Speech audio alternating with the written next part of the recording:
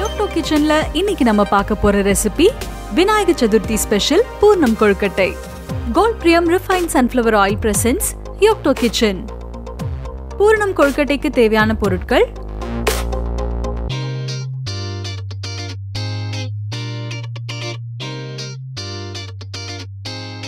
முதல்ல இந்த கொழுக்கட்டைக்கு வந்து நம்ம மாவு ரெடி பண்ணிக்கலாம். அதுக்கு ஒரு பவுல்ல 1/4 கிலோ அரிசி மாவு, நம்ம பச்சரிசி மாவு யூஸ் பண்றோம். நீங்க வந்து கொழுக்கட்டை மாவுன்னு கேட்டு கூட வாங்கிக்கலாம். இதோட சூடான தண்ணியில உப்பு சேர்த்து வச்சிருக்கோம். இதை ஆட் பண்ணி பிசைஞ்சுக்கலாம். சுடு தண்ணி யூஸ் பண்றப்போ நல்லா சாஃப்டா வரும், அதனால தான்.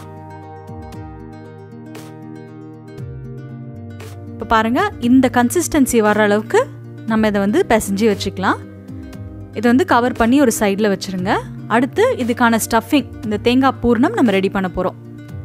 ஸோ ஒரு பேனில் 1/2 மூடி துருவின தேங்காய் இதை சேர்த்து நல்லா வறுத்துக்கோங்க. இது தனியாக ஆற வச்சுருங்க. ஒரு மிக்சி ஜாரில் 6 ஏலக்காய், 200 கிராம் வறுத்த வேர்க்கடலை இது சேர்த்து நல்லா அரைச்சிக்கலாம். இப்போ இந்த அரைச்சி வச்சதை ஒரு பவுலில் ஆட் பண்ணிவிட்டு நம்ம வறுத்து வச்சிருக்கிற தேங்காய், 1 கப் நாட்டு சர்க்கரை சேர்த்துருக்கேன். நீங்கள் வந்து இதுக்கு வெல்லம் கூட யூஸ் பண்ணிக்கலாம். இதெல்லாம் நல்லா பிளெண்ட் ஆகிற மாதிரி மிக்ஸ் பண்ணிக்கணும். இப்போ பாருங்கள், இப்போ நம்ம ஸ்டஃபிங் ரெடி ஆகிடுச்சு. இப்போ கொழுக்கட்டையை ஃபைனலாக ரெடி பண்ண போகிறோம். ஸோ இதை ஒரு உருண்டை பிடிக்கிறதுக்காக நம்ம இவ்வளோ எடுத்துக்கிட்டு இதை வந்து ஸ்ப்ரெட் பண்ணிக்கோங்க. இதுக்கு நடுவில் நம்மளோட பூர்ணமை வந்து ஸ்டஃப் பண்ணிவிட்டு இதை வந்து கவர் பண்ணிடலாம் மேல் பக்கத்தை. ஸோ யூஸ்வலாக இந்த ஷேப்பில் பண்ணுவோம் கொழுக்கட்டைனா. பட் நீங்கள் வந்து ஸ்டார்ட் பண்ணுறீங்க, புதுசாக பண்ணுறீங்கன்னா உங்களுக்கு எந்த ஷேப் வந்து ஈஸியாக வருதோ அந்த மாதிரி ட்ரை பண்ணலாம்.